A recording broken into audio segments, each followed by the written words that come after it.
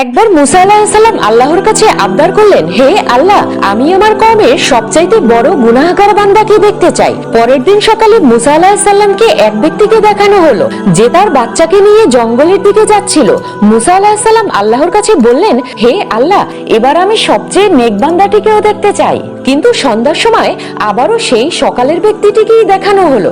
মুসা আলাইহিস সালাম আল্লাহকে প্রশ্ন করলেন, এটা কি হলো? তখন আল্লাহ তাআলা বললেন, ওই ব্যক্তির ছেলে তাকে প্রশ্ন করেছে, বাবা, জঙ্গলের চেয়ে বড় কি?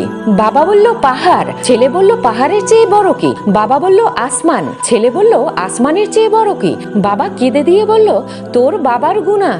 ছেলে বলল, গুনার চেয়ে বড় কি? বাবা খুশি হয়ে বলল, আমার আল্লাহর রহমত আর ক্ষমা। আল্লাহ তাআলা ইজ্জতের সাথে বললেন, হে মুসা, ওই ব্যক্তির অনুশোচনা এবং আমার প্রতি অগাধ বিশ্বাসে আমি এতটাই খুশি হয়েছি যে তাকে গুনাহগার থেকে নেক বান্দা বানিয়ে দিয়েছি। সুবহানাল্লাহ।